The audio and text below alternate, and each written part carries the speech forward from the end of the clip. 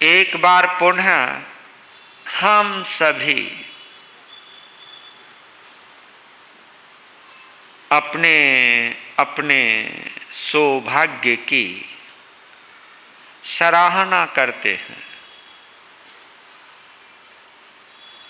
कि जिन पलों में हम सभी को, यानी वडगांव शेरी वालों को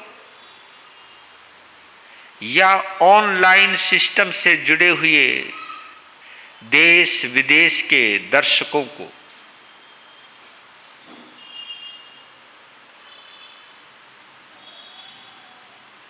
भगवान श्री आदिनाथ गाथा के माध्यम से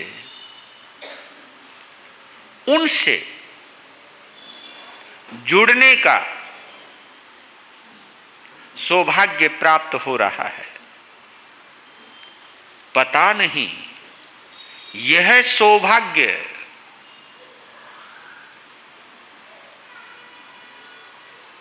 हमारी आत्मा को तारने वाला बन जाए, यह सौभाग्य भव सागर में नाव बनकर हमको पार ले जाने वाला बन जाए, यह सौभाग्य हमारे लिए सम्यक्त की अद्भुत या अनुपम उपहार लेकर के आ जाए।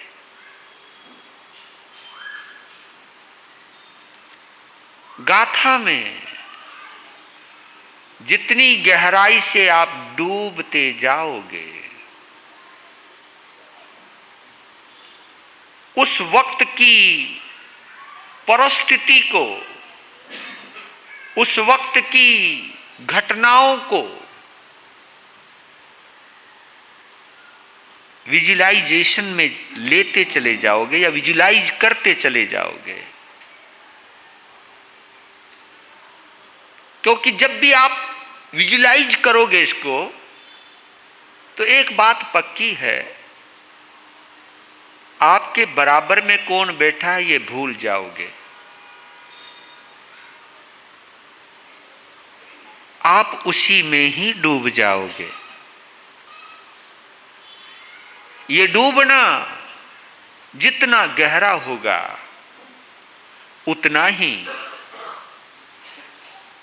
भवसागर से पार होने की संभावनाएं बलवती होती जाएगी।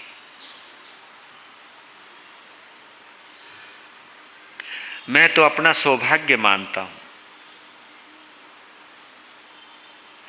कि हम जैसे नाचीज को भगवान की कथा सुनाने का संयोग लिखा,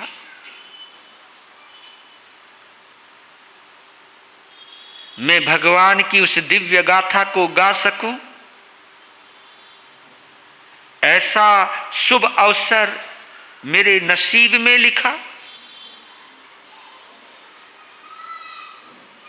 मैं इसे जिंदगी का सबसे बड़ा उपहार मानता हूं, उपहार मानता हूं। यही पुण्यवानी का मैं सबसे बड़ा प्यार मानता हूं कि जब पुण्यवानी मेहरबानी करती है, तब इन पलों को जीने का, इन पलों को महसूस करने का महत्वपूर्ण अवसर प्राप्त होता है। इस कथा को सुनाते सुनाते या आप किसी में भी सुनते सुनते अगर रस आ गया, आनंद आ गया, भाव का शुद्धिकरण हो गया,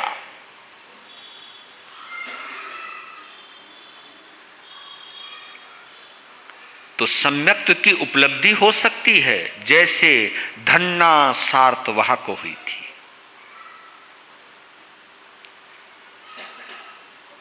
क्या पता कौन सी कथा हमारी जिंदगी का प्रथम भाव बन जाए।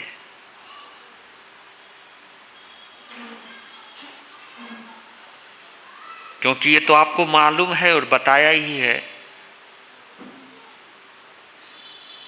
कि जितने भी तीर्थंकर हुए हैं उनके जब भवों का वर्णन आता है तो वहीं से उनकी गिनती शुरू होती है, जहां से उनको सम्यक्त की वहीं से गिनती। नहीं तो वैसे तो बहुत अनंत अनंत जन्म लिया है, कहां कहां भटके हम, अभी भी भटक रहे हैं और जिंदगी ने ये मौका दिया है हमको, इसका लाभ उठाने का प्रयास करें। तो पहला भाव भगवान का धन्ना सार्थवाह का, वेरी गुड। दूसरा भाव युगलियों का, तीसरा भाव देवलोक का, चौथा भाव महाबल। अरे वाह जी वाह, इसलिए बड़ा आनंद आता है ना। अगर ये सुबह कथा सुनाता तो आधी कथा तो दुकान में निकल जाती या रसोई में जल जाती, रोटी के साथ साथ, सब्जी के साथ साथ। यही कथा है जो आपको रात तक सोते सोते भी सुचवाती रहती है और जोड़ के रखती है। धन्यवाद देता हूं आप सभी को, अगर इतना रस लेकर के सुन रहे हो आप। कल आप लोग सुन रहे थे कि महाबल के पिता सतबल बुढ़ापे के चिन्ह नजर आए, जाग गए तो संभल गए तो दीक्षित हो गए तो साधना में लग गए।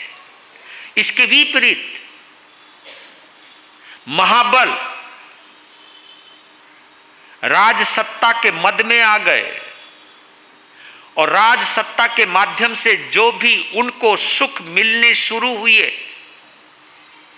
इंद्रियों से संबंधित, विषयों से संबंधित, वो उनमें पूरी तरह डूब गए। और जब कोई विषयों में डूब जाता है तो उसे धर्म की बातें अच्छी नहीं लगती हैं। तो विषयों के प्रति उनकी अनुरक्ति को देखकर स्वयं बुद्ध महामंत्री टेंशन में आ गए कि कहां पिता और कहां पुत्र। पिता ने धर्म के लिए राजगद्दी को ठुकरा दिया, आत्मा को तारने के लिए या आत्मा को शुद्ध करने के लिए धर्म का सहारा लिया, क्योंकि वो जानते थे कि जब तक मैं गद्दी पर बैठा रहूंगा मैं कभी भी आत्मा को पवित्र नहीं कर पाऊंगा। और कहां ये डूब गए, वो चले गए, जाना तो इनको भी है, लेकिन ये विषयों को, भोग विलासों को ऐसे भोग रहे हैं जैसे इनको हमेशा जीना है, इनको हमेशा रहना है। एक बार भी ख्याल नहीं आता कि अचानक इस भोग उपभोग को करते करते मेरी श्वास रुक गई, मैं इस देह को छोड़ गया, मैं जाऊंगा कहां। तो उनको समझाया कि हे राजन, मेरी जिम्मेवारी केवल राजकाज को ही संभालने की नहीं है। ये देखिए मंत्री की दूरदृष्टि देखिए। वैसे तो जो मंत्री होता है वो राजकाज को संभालता है। कहा कि मेरी मंत्री का पद केवल राजकाज की व्यवस्था को देखने का ही नहीं है। मैं जिसके नीचे काम करता हूं, जिस मालिक का मैं नौकर हूं, मैं उसका आत्म काज भी संभालना चाहता हूं, मैं उसकी आत्मा को भी संभालना चाहता हूं।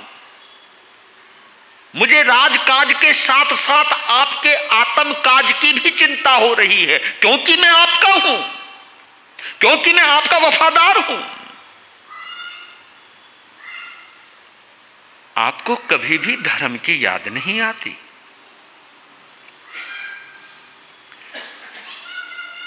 तब जो कल कहा था वो आप सब समझ रहे होंगे। यही कहा था कि ये सब बकवास, ये सब झूठ है, ये सब बहकावा है। उनकी इस गलतफहमी को दूर करने के लिए एग्जाम्पल दिए। पहला एग्जाम्पल दिया था, वहां पर हमने रोक दिया था। उनके दादा अति बल का, क्योंकि जब उन्होंने कहा था कि हम कैसे मान लें कि कोई पुनर्जन्म भी होता है, कोई पूर्व भव भी होता है, कैसे मान लें, मुझे कुछ जसता नहीं, जो कुछ है अभी है बस। ऐसी मानसिकता वाले कई आप लोगों में भी होंगे, अगर नहीं है तो बहुत अच्छी बात है। लेकिन ये जन्म है तो पिछला जन्म जरूर होगा, और पिछला जन्म है तो अगला जन्म भी जरूर होगा। क्योंकि हमारी खाने की, पीने की, जीने की जितनी भी रीतियां हैं, जितने भी तरीके हैं, कुछ चीजें हम ऐसे करते जैसे हम खुद पता नहीं कब से सीख करके आए हैं, कब से सीखे सिखाए हैं। हम उन चीजों के बारे में आप लोग इस चीज का ध्यान कर सकते हैं। कुछ आदतें ऐसी हैं हमारे अंदर जिनको हमको सीखना नहीं पड़ता, जिनको हमें सीखना नहीं पड़ता, उसका निर्वहन होता है। तो अति बल का उदाहरण दिया और याद आया, हाँ यार क्या बात है, मैं तो भूल गया था, तुम वास्तव में मेरे हितैषी हो, ऐसा मुझे लगा। अब एक और उदाहरण दिया उन्होंने परिवार का ही, कहा कि दूसरी तरफ देखिए, आपके ही वंश में एक और घटना याद दिला रहा हूं कि आपके वंश में कुरुचंद्र नाम के राजा हुए, उनकी कुरुमती नाम की महारानी हुई, उनकी इकलौती संतान हरिश्चंद्र, ये वो वाले हरिश्चंद्र नहीं है जिसकी आप बात कर रहे हैं, उनकी इकलौती संतान हरिश्चंद्र पिता पुत्र में भी कितना अंतर होता है, और ये अंतर भी बतला देता है, ये अंतर भी बतला देता है। कभी कभी अच्छे बाप के घर बुरा बेटा पैदा हो जाता है, और कभी बुरे बाप के घर अच्छा बेटा भी पैदा हो जाता है। नहीं तो आम के ऊपर आम ही लगते हैं भैया, जाम फल पर जाम फल ही लगते हैं। तो इसकी तो कोई गारंटी नहीं है कि अच्छा बाप, अच्छे माँ बाप है, उनके घर में अच्छी औलाद ही पैदा होगी, या औलाद अच्छी होती है तो माँ बाप भी अच्छे होंगे, ऐसी कोई।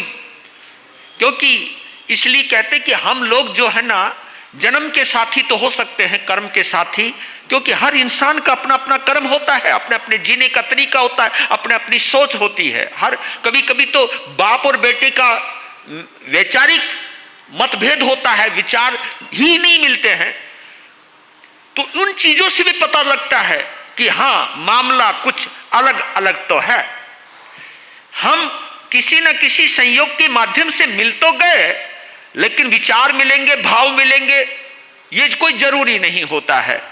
एक ही घर में पैदा होने वाला 7वीं नरक में जाता है, और एक ही घर में पैदा होने वाला मुक्ति के अंदर जाता है। कुंडरिक और पुंडरिक की कहानी आप लोग सब जानते हैं। तो ये सब बातें हैं। तब कहा कि कुरुचंद्र और कुरुमती की कोख से पैदा होने वाला हरिश्चंद्र। अब सब बातें क्लियर होने लगी, हाँ, क्योंकि उन्हीं की विरासत है कि राजा कुरुचंद्र रात दिन भोग विलास में पागल हो गया। ज्यादा भोग तो ज्यादा रोग। भोग में इतना पागल, और उन भोगों को भोगने के लिए कभी कभी ऐसी दवाइयां, ऐसे आहार करने लगा क्योंकि उसका मन कर रहा है कि मैं ये भी भोग लूं, ये भी भोग लूं, ये भी भोग लूं। खाने में, पीने में, शारीरिक संबंधी जो भी कुछ है उन सभी भोग उपभोग में तल्लीन हो गया। उसका एक दुष्परिणाम निकला, उन दवाइयों की वजह से या उन अति भोग की वजह से एक रोग पैदा हुआ, और रोग ऐसा पैदा हुआ कि सारे शरीर में दाह ज्वर पैदा हो गया, और वो दाह ज्वर धीरे धीरे अंग को गलाने लगा, अंग गलने लगे, और इतना दर्द होने लगा, इतनी पीड़ा होने लगी, एक एक अंग उसके गलने लगे, और बिस्तर मखमली है लेकिन वो बिस्तरा भी उसको कांटों की सेज लगने लगा, इतना वो तड़फने लगा।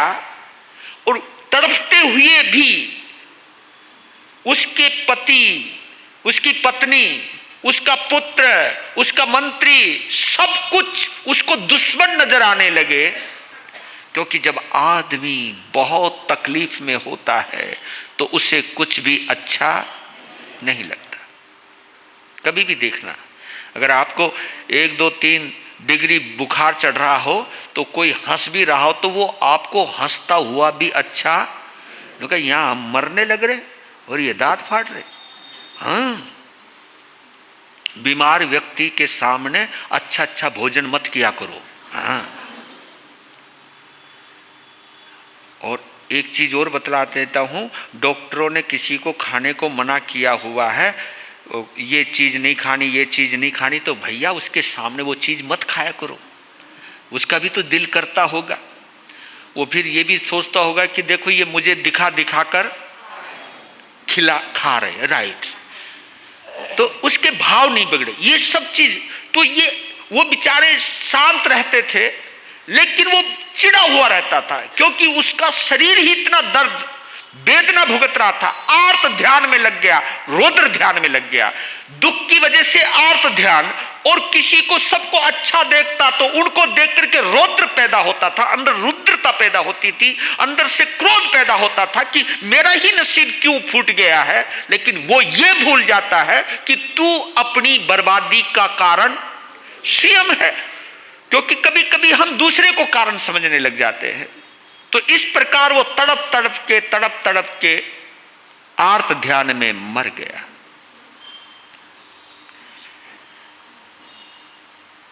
अपने पिता की ये दशा देखकर हरिश्चंद्र चौकन्ना हो गया कि मेरे पिता की ये हालत हुई क्यों। तो उसके सब कारण गिनने लगा, तो वो कारण जैसे गिनने लगा तो सोचने लगा कि जो गलती मेरे पिता ने की वो गलती मैं नहीं करूंगा। इसलिए कहता हूं कि ये बोध जरूर लिया करो, जिन गलतियों से कोई बर्बाद होता है उन गलतियों को टालने की कोशिश किया करो। ऊपर से जो सुबुद्धि मंत्री था वो श्रावक भी था, मंत्री भी था। हरिश्चंद्र को वो प्रेरणा देता रहता था, उसको बचा करके रखता था कि ये गलत जगह है, ये गलत चीज है, इसकी तरफ मत जाना। और कुछ कुछ वो सिखाता था, सीखता था। वो दोनों, एक वक्त ऐसा है कि राजा और मंत्री बनने के बावजूद भी दोनों के बीच में धर्म भाई का संबंध था। उनको वो मंत्री भी मानता था, वो अपना उनको धर्म गुरु भी मानता था, वो अपना हितैषी भी मानता था। तो एक बार क्या हुआ,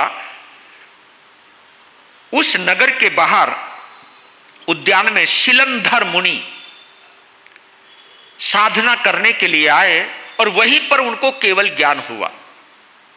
जब केवल ज्ञान हुआ तो देवी देवता आए तो सारा वायुमंडल सुगंधित हो गया, और वो सुगंध जैसी हरिश्चंद्र की नाक के अंदर गई, एक दिव्य गंध नजर आई। तो पूछा सुबुद्धि से, मंत्री ये गंध? शिलंधर मुनि राज को केवल ज्ञान हुआ है और उनका केवल ज्ञान महोत्सव मनाने के लिए पूरा देवलोक नीचे उतर करके आया है। देवता के शरीर से गंध बरसती रहती है, निकलती रहती है, एक वो सुगंध होती है जो आपके इन इत्र फुलेलों के अंदर नहीं होती है।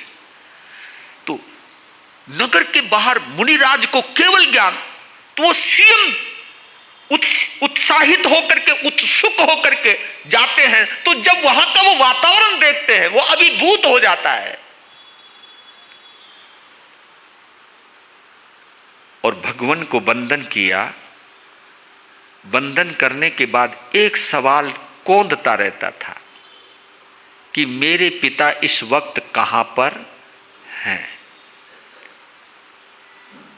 तब कहा, भगवान आपके ज्ञान में झलक रहा होगा, मैं अपनी जिज्ञासा को शांत करना चाहता हूं, मैं अपने पिता के संबंध में सूचना प्राप्त करना चाहता हूं कि मेरे पिता इस वक्त कहां पर हैं।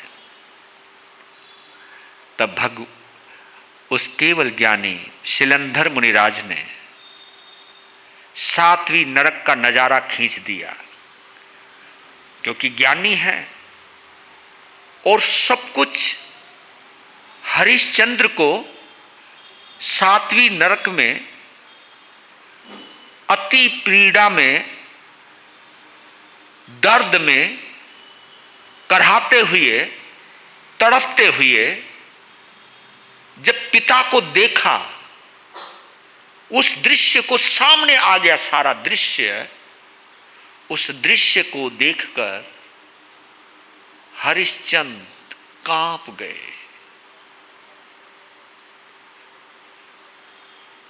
महलों में आए, सुबुद्धि को कहा, नहीं, मैं राजगद्दी का त्याग करता हूं, मुझे नहीं रहना।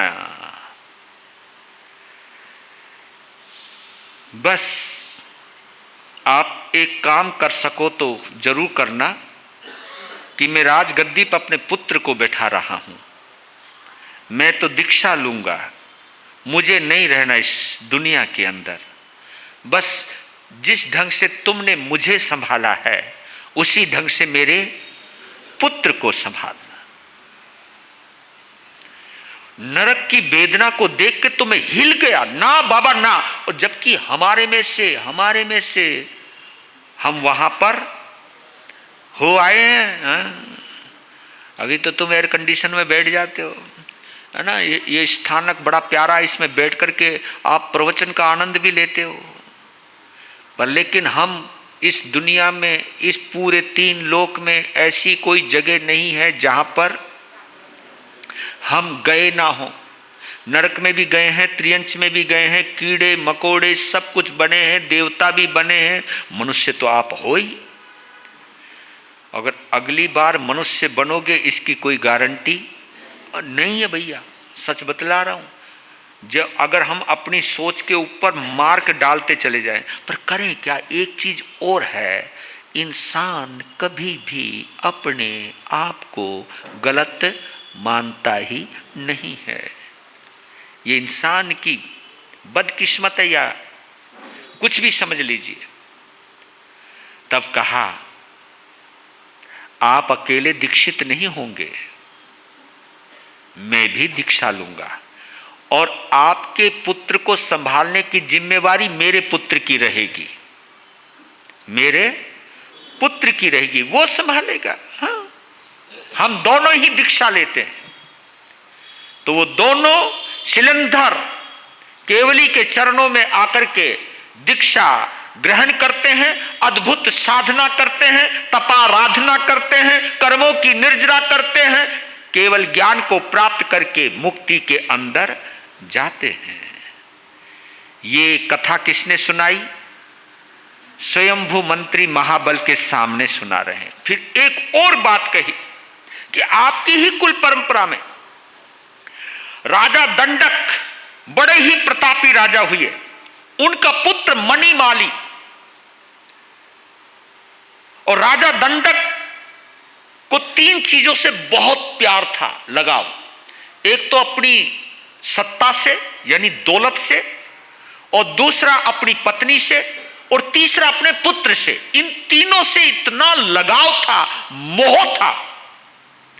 राजगद्दी, राज खजाना, राज भंडार, इतना मोह था कि वो अपने महलों में लगे हुए जितने भी हीरे जवाहरात के कुछ चीजें थी उन्हें देखा करता था और हर बार राज भंडार के अंदर जाया करता था, एक एक चीज को छुआ करता था, उन्हें चूमा करता था, उन्हें देखा करता था और हर्षाया करता था, बड़ा प्रसन्न हुआ करता था, इतराया करता था। ये भाव उसके थे कि इतनी संपदा को देख करके सोचता था कि क्या दौलत है, क्या इतनी शानदार चीजें हैं, मैं कितना सौभाग्यशाली हूं।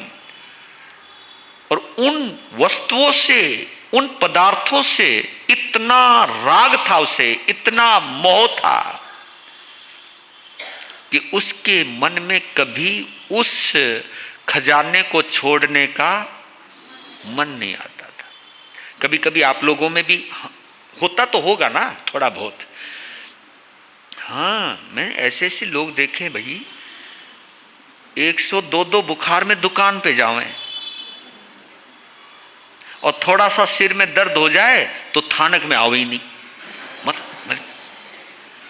मैं ये भी ऐसी चीजें देखी, बुखार में भी ऑफिस में, बुखार में भी दुकान पर, और सिर में थोड़ा सा दर्द हो जाए तो गुरु महाराज तबीयत ठीक नहीं थी। कभी कभी चेक किया करो भैया आप लोग अपने आप को वहां, नहीं तो वो भी लोग होते हैं अपने संसार के जरूरी कामों को छोड़ करके भी धर्म स्थान में भी आते हैं, और कभी कभी हम संसार के कार्यों के लिए धर्म को भी छोड़ देते हैं। तो अपने खजाने से, अपने बच्चे से, अपनी पत्नी से इतना राग था, उसी राग में वो मर गया और मरकर खजाने के अंदर विषधर अजगर बना। ये देखिए आप, ये घटनाएं आपको लग सकती हो अटपटी लगती हो, लेकिन आपने एक और उदाहरण भी सुना होगा। मैं ये 2 उदाहरण देता हूं, आसक्ति क्या बना देती है और भक्ति क्या बना देती है। आपको याद हो नंदन मनिहार का, नंदन मनिहार का तो दृष्टांत हम लोग प्रवचन में सुनाते ही रहते हैं। नंदन मनिहार कौन है? जिसने वो बावड़ी बनाई थी, बावड़ी, और बावड़ी बड़ी खूबसूरत बनाई थी। लोग आया करते थे उस बावड़ी को देखने के लिए, लोग प्रशंसा करते थे, भाई नंदन मनिहार ने कमाल कर दिया, क्या गजब की बावड़ी बनाई है। और उस बावड़ी से इतना प्यार था उसको, इतना प्यार था, और उसके प्यार में मर गए। मर के क्या बनो? मेंढक। भाई याद तो है, ये पंगा हमारे साथ भी हो सकता है, इसलिए मैं सुना रहा हूं। वो मेंढक बना,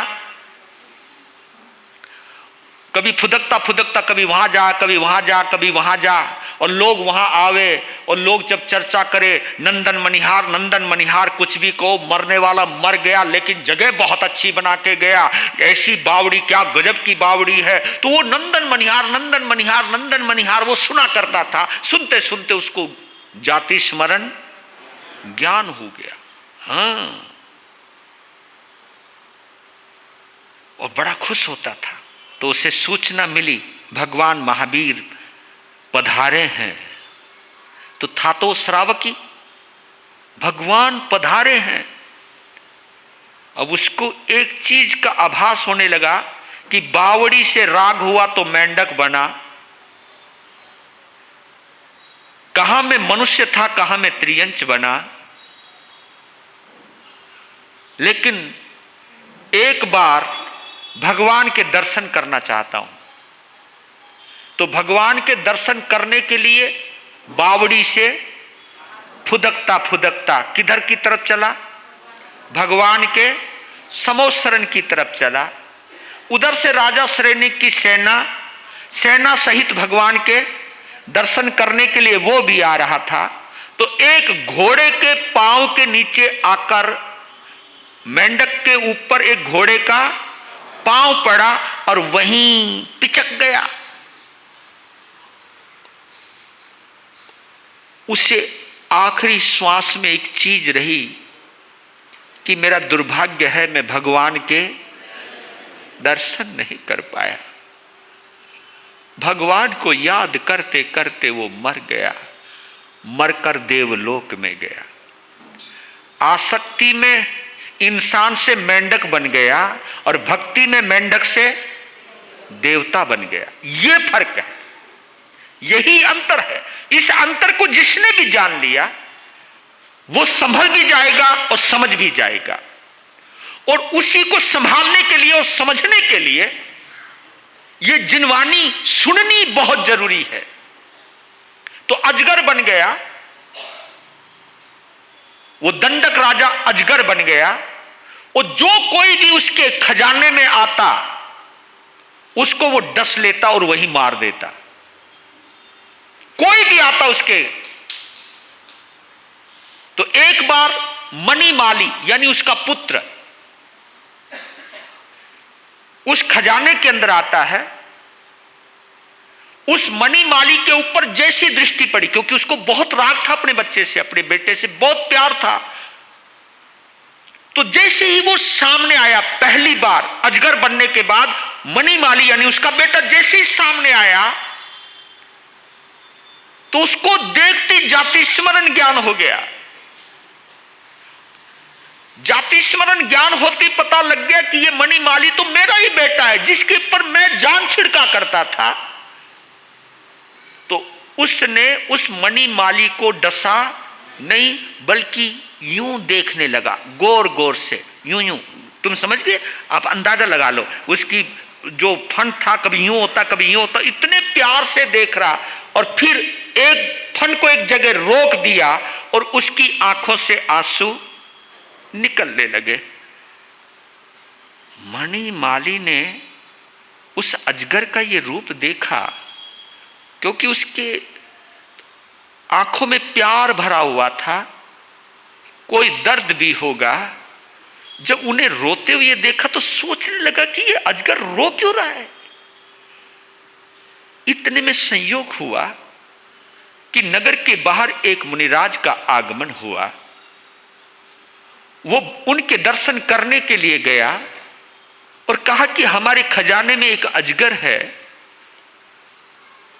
उसने जैसे मुझे देखा तो उसकी आंखों में इतना प्रेम था और उसकी आंखों में एक बेबसी भी थी और आंसू भी थे। ये क्या है मामला? तब कहते हैं कि हे मणिमाली, वो अजगर कोई और नहीं, वो अजगर तुम्हारे पिता है। पिता? हाँ, आपको याद होगा कि वो हर रोज राजकोष में जरूर जाया करते थे। हाँ, तो उनको इतना राग था उस जगह से कि वो मर के वहां अजगर बने। और तुमको इसलिए नहीं काटा क्योंकि तुम उनके अति प्रिय पुत्र हो, और आपको देखने के बाद ही उनको जाति स्मरण। ये बात सुनती तुरंत दौड़ करके आया, उस खजाने में चला गया। अजगर ने जैसे ही अपने पुत्र को देखा फिर फन उठा के खड़ा हो गया। उसके आगे मणिमाली बैठकर कहने लगे, हे पिताजी, इन पदार्थों की आसक्ति में आकर के आपने ये कौन सी योनि में जन्म लिया है? ये संसार के जितने भी पदार्थ हैं सब एक न एक दिन छोड़ने ही हैं। इनके चक्कर में मनुष्य से आप त्रियंच में आ गए, नाग योनि के अंदर आ गए, और वो इस ढंग से समझा रहा है। कहा कि पिताजी, इनकी मोह छोड़ दो, हमारी भी ममता छोड़ दो। ये ममता डुबोती है, ये आसक्ति डुबोती है, आप संभल जाओ। और ये कहते कहते मणिमाली की आंखों से प्रेम के आंसू आने लगे, क्योंकि आंसू तो कल्याण में भी निकलते हैं, करुणा में भी निकलते हैं, और आंसू मोह में भी निकलते हैं, लेकिन दोनों में बहुत अंतर होता है।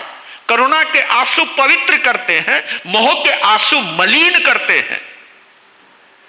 अपने पुत्र का ये रूप देखकर देखिए, उस अजगर ने उसको अपना पुत्र भी माना और उपदेश देने के माध्यम से उनको अपना गुरु भी माना।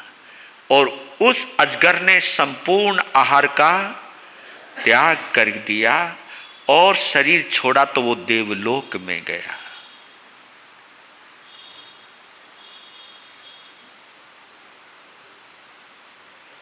ये घटना स्वयं बुद्ध महाबल को सुना रहे हैं और कह रहे हैं कि सुनो महाबल हे राजन, हरिश्चंद्र के कुलभूषण आप हो और सुबुद्धि का वंशज मैं हूं। मैं आपकी भोग विलास के प्रति जो लालसा देखता हूं तो दर्द होता है। उन लोगों के परिणाम जब मैं देखता हूं तो दर्द होता है। मेरे मालिक की ये कहीं दुर्गति ना हो जाए, ये सोचकर डरता हूं। और दूसरा निवेदन ये करता हूं कि आज मैं नगर के बाहर नंदनवन, वहां चारण मुनि के दर्शन करने में गया था। अब अपनी बात पर आ रहे हैं स्वयं बुद्ध महामंत्री महाबल के, कि नंदन मुनि से मैंने जिज्ञासा प्रकट की, क्योंकि मेरी जिम्मेवारी है आपके सुख दुख का, लाभ हानि का हिसाब रखना। तो मैंने आज सवाल किया कि मेरे राजा महाबल की उम्र कितनी है। तो बताऊं उन चारण मुनि ने क्या बोला कि तुम्हारे राजन महाबल की उम्र केवल 30 दिन की रह गई है। कितने दिन की? 30 दिन की। अब देखो वो जवान है, सोच भी नहीं सकता, शरीर में कोई रोग नहीं। तब बोला कि क्या बोलते हो तुम? हाँ राजन, आपको पता भी नहीं मौत सिर पर मंडरा रही है और आप भोग विलास में पागल हुए जा रहे हो। इतना सुनते ही गद्दी से उतर गया महाबल।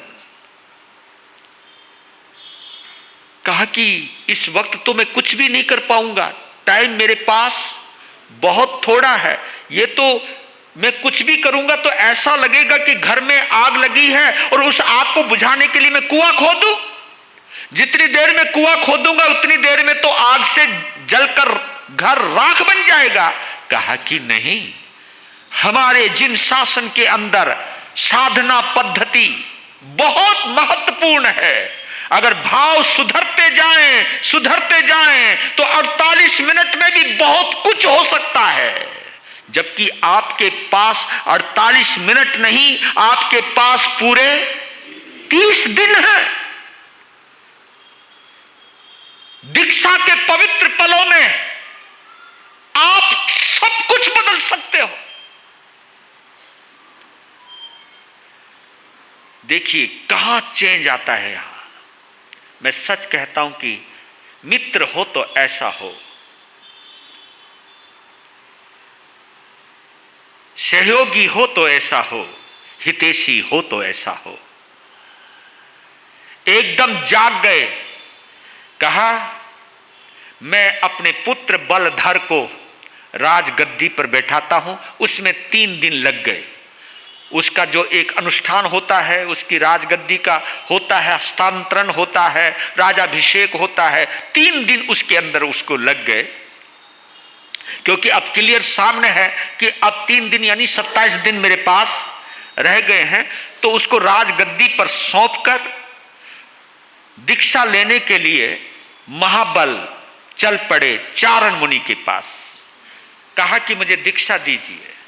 दीक्षा दी और दीक्षा लेने के बाद 2-3 दिन के बाद उन्होंने पादोपगमन संथारा स्वीकार किया। 22 दिन का संथारा उन्होंने स्वीकार किया। और 22 दिनों के अंदर, क्योंकि ये जो आध्यात्मिक जगत है अद्भुत है भैया, अद्भुत। इसके लिए मैं एक ही बात कहता हूं कि जिस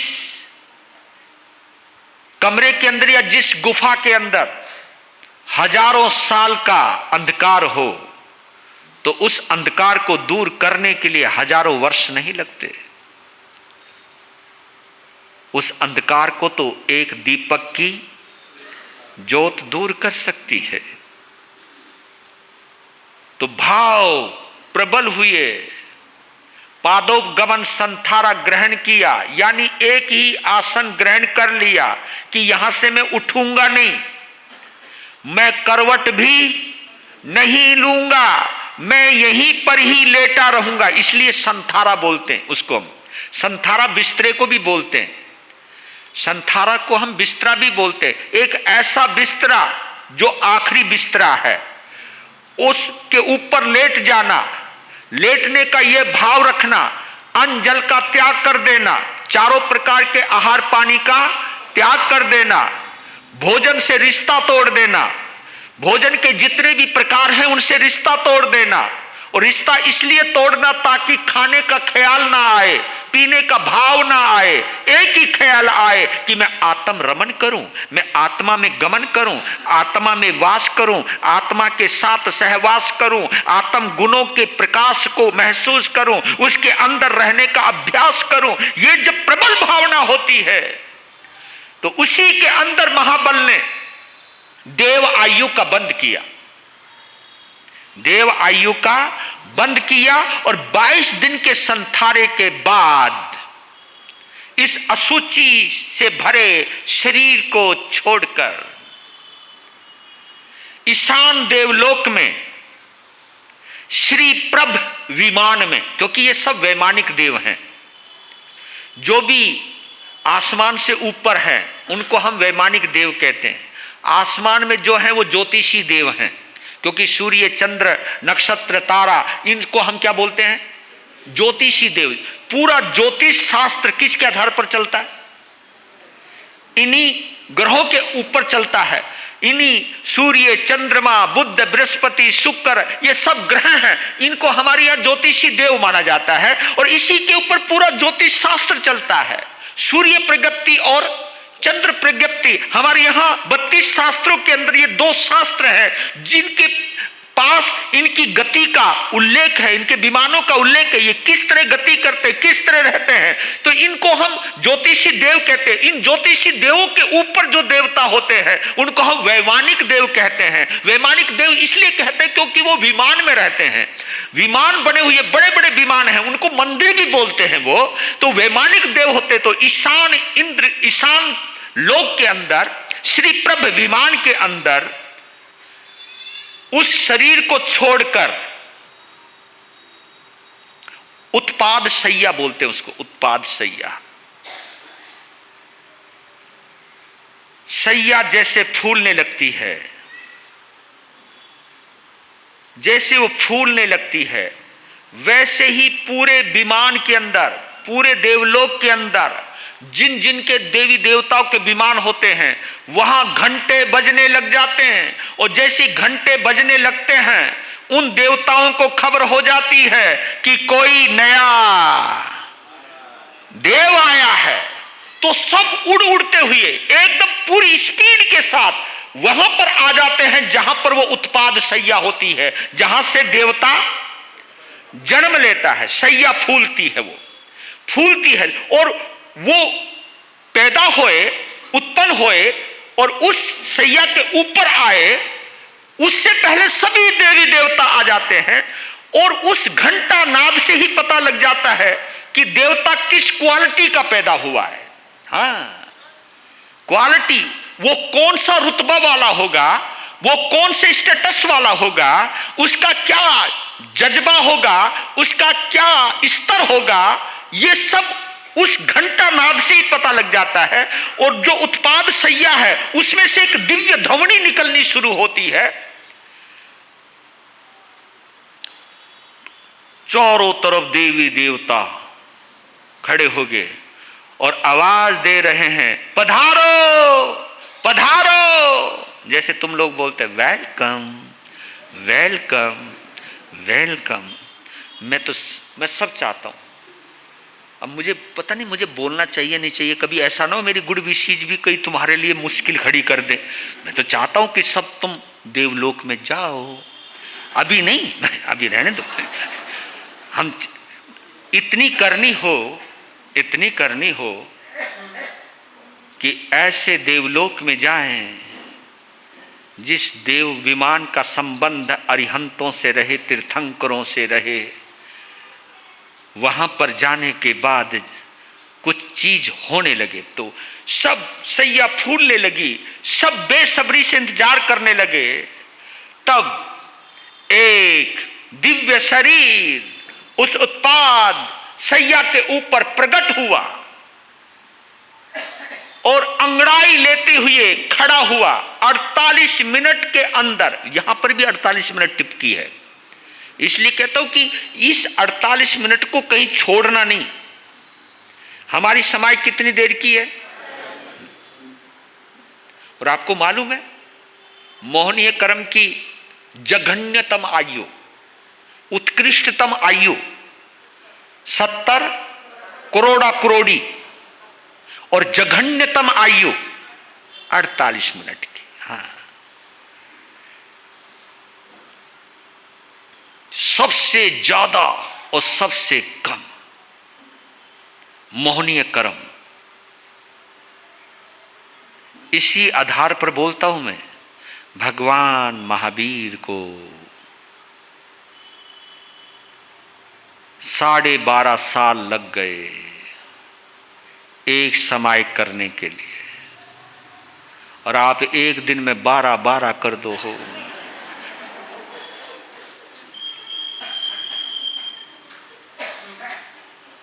अगर क्वांटिटी देखो तो आप भगवान से 12 गुना आगे चल रहे हो। भगवान को 12.5 साल लग गए एक समय करने में। जिनके पास 4 ज्ञान हैं, जिनके पास वज्र ऋषभ नाराज संघनन है, समचतुरस संस्थान है, इतना असीम बल है उनके पास, लेकिन फिर भी एक समाय करने में 12.5 साल लग गए। यानी इस मोहनीय कर्म को परास्त करने में 12.5 साल लग गए। क्योंकि एक समाय की वो कीमत है कि अगर 48 मिनट तक हमारा आत्म रमण हो जाए, आत्म रमण यानी मन के पार हो जाए। आपको मैं बतला देता हूं, मोहनीय कर्म और मन साथ साथ चलते हैं। जहां मन है, हाँ, जहां मन है वहां मोहनीय कर्म है। जहां मन है वहीं मान्यताएं हैं। जो तुम लोग बोलते ना ये मेरी मान्यता है, ये मेरी मान्यता है, हमपन तो भैया जी आप बड़े आराम से बोलते हो, आपन तो पक्के थानक वाले हैं, आपन तो पक्के मंदिर वाले हैं, आपन तो पक्के दिगंबर हैं, आपन तो पक्के तेरापंथी हैं। ये जो पक्का है ना, ये बड़ा खतरनाक है। सच बतला रहा हूं। मैं इस बात को गर्व के साथ कहने की कोशिश करता हूं, महसूस करते हुए कहने की कोशिश करता हूं कि मैं बाई चांस स्थानिकवासी संत हूं। बाई चांस क्यों? क्योंकि चांस मेरे हाथ में नहीं है। आपने कहा किसको किसके घर में जन्म लेना, यह आपके हाथ में नहीं है। आपने कहा किस कुल में जन्म लेना, यह आपके हाथ में नहीं है। आपके शरीर का रंग कैसा रहेगा, यह आपके हाथ में नहीं है। जैसा आपका नाम कर्म रहेगा उसी तरह से आपके शरीर का संस्थान बनता रहेगा, ये आपके हाथ में नहीं है। ये चांस है। अब देखिए, मैं आप लोगों को तो मैं अपने से बड़ा मानता हूँ। बताओ क्यों मानता हूँ? क्योंकि आपको विरासत में महामंत्र नौकार मिला है, मुझे विरासत में महामंत्र नौकार नहीं मिला। मुझे विरासत में गायत्री मंत्र मिला। महामंत्र नौकार तो मुझे जब मिला जब मैं अपने गुरु के पास आया। आपके तो कानों में, जब आप पेट में थे तब से ही महामंत्र नौकार बढ़ रहे हो।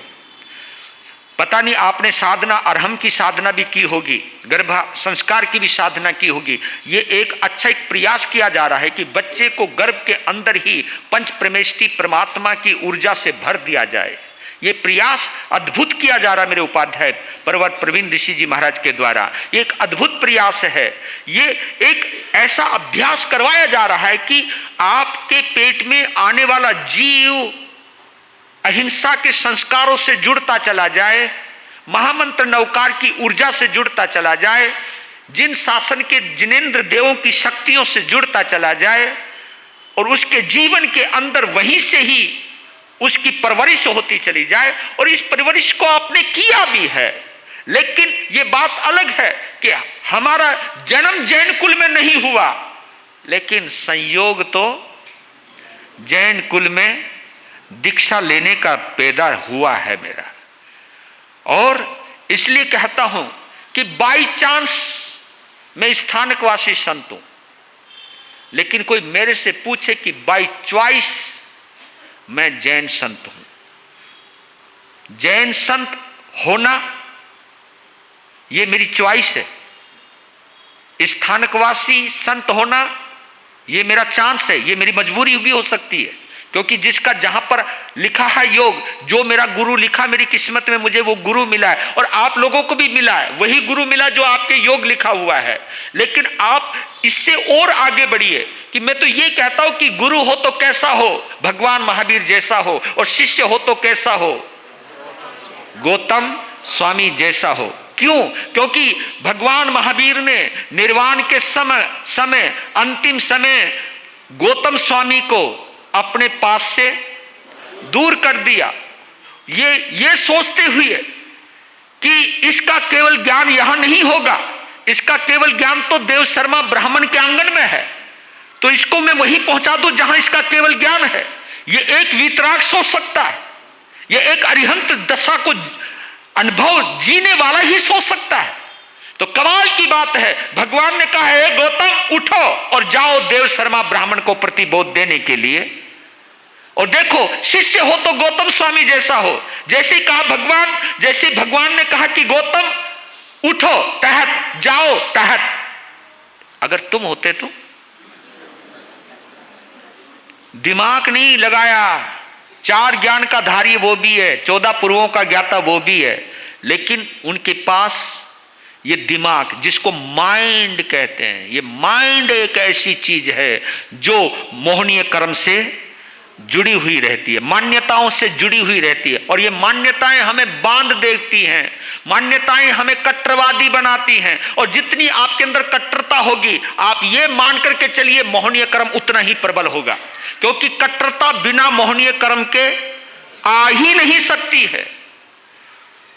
तो देव खड़ा हुआ, क्या केवल 48 मिनट के अंदर 7 हाथ का उनका शरीर बन गया, और सभी देवी देवताओं ने चारों तरफ से घेर लिया, और नाम रखा गया उनका वहां पर ललितांग देव। ललितांग देव उनका वहां पर नाम रखा गया, और उनको एक भरा पूरा परिवार मिला, देव परिवार मिला, भरा पूरा परिवार मिला।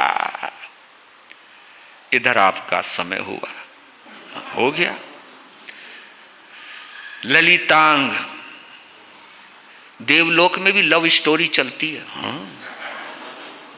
वो लव स्टोरी कल सुनाऊंगा।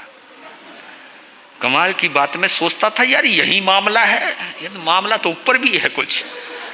तो वो ललितांग नाम, और ये ललितांग का जीव कौन सा है? धन्ना सार्थवाह का। ये 5वां भव है उनका।